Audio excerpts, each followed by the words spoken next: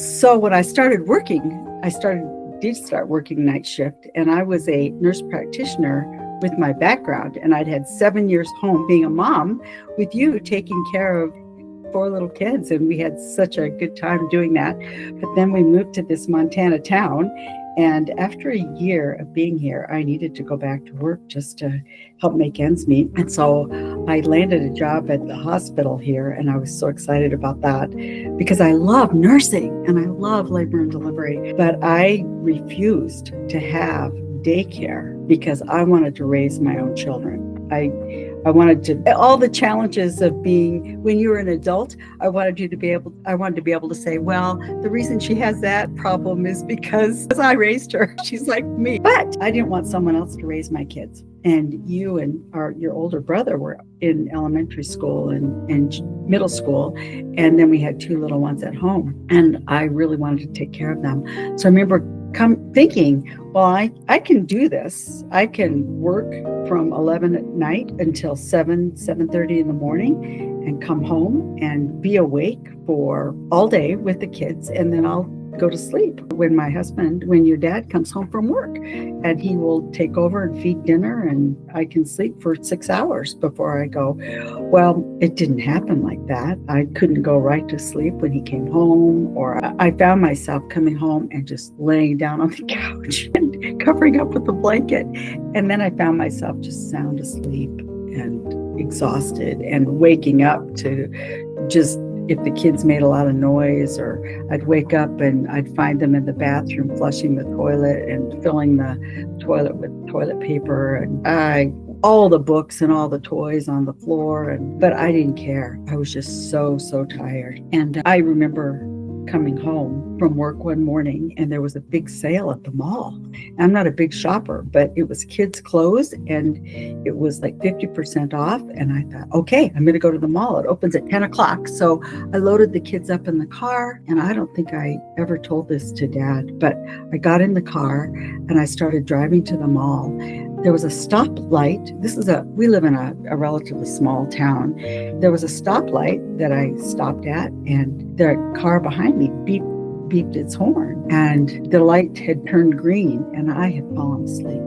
And I woke up. Wow. And I drove through the intersection, and before I got to the end of the next block, I had fallen asleep again, and I'd driven into a big ditch on the side of the road. And the car was literally, the wheels were still on the ground, but I had both tires on the side of, on the ground, but I was still nose down in this ditch. And the kids were just giggling and playing in the back. They had no idea that I'd gone to sleep, and there wasn't traffic. It wasn't a busy enough town that there was traffic on the road. But I remember thinking, I almost killed my kids. I could have killed them. And so I just hoped that I could back out of there. And I was able to back out.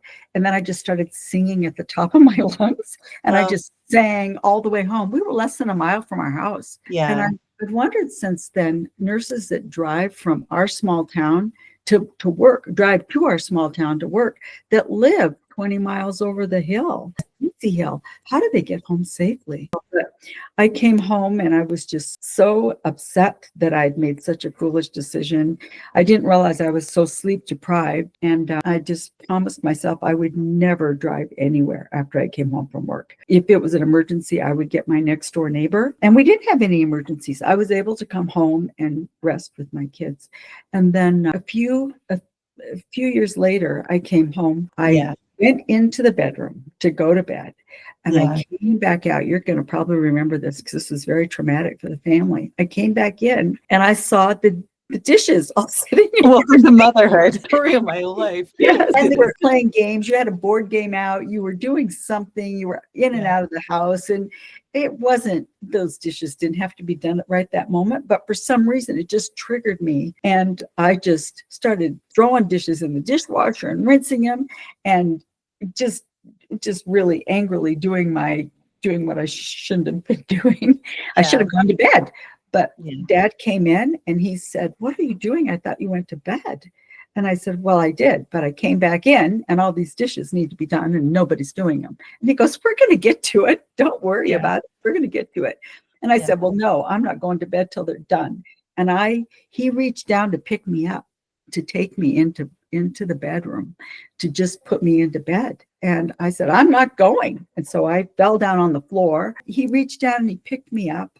And he tried to pick me up, and I'm just kicking and screaming and just saying, no, you're not going to pick me up. I'm going to do these dishes. And really, and he carries me into the living room, and you kids have come from wherever you were, from outside or from the bedrooms playing, and or maybe from the basement, but you just gathered around. And I think you, Rebecca, said, Mom, stop, go to bed, stop crying, stop fighting. And Rex is your big brother. He gets into it too. He's saying, stop it, Mom. And I looked at your little faces and saw that you were really affected by this. And it was not the way my mom ever behaved. Why was I traumatizing my kids so terribly, and my husband as well? So I just wrapped my arms around his neck and said, okay. And I just stopped fighting. And he carried me into the bedroom, laid me down on the bed, and I just sat there. And then he went out and shut the doors. And I just laid there and cried for the longest time, but I fell asleep. And he came in about 10:30. He usually woke me up to go to work at 10 so I could shower and get cleaned up so I could be to work by 11. And he just came in and said, Susan, they don't need you at the hospital tonight. Just keep sleeping. And I was on call, which means if they need me, they'll call me at 1 o'clock in the morning or 11:30 or 3 o'clock. But I woke up in the morning about 7:30 and I said, oh, honey, what happened last night? Is that true or is that a dream? And he said, no, it's true. So I said, I'll find a daycare today. And I did. And then I was able he would drop Eric and Laura off at daycare in the mornings, and I would come home and go to sleep. But those are hard. It's very hard to work night shift and try to be a mom during the day. You can't do both. That you give quality time or quantity time, but I could do both. I thought I could give you quality time and quantity time, and really you can't. I realized that you give the quality time to your employer when you're employed because you're getting paid and that's your job. But really it was my job to be a mom too. And it was just a few years then before I was on day shift, and I was able to be home pretty much before you, or real close to the time you got home from school. I think that's very relatable to any woman who's had to try to figure out how to handle and manage home and work, especially because I feel like your heart wanted to be home. But then at work, you're there helping women through the most beautiful thing that can happen. And you're a mom. You're not at home with your children and with your family, but at the same time, you're helping women become mothers for the first, second, 10th time. And the daycare provider was a really good friend of mine. So we really had the best of both worlds. I think under the circumstances, I had to do something different than try to stay awake. Did it help you? I could. Oh yeah.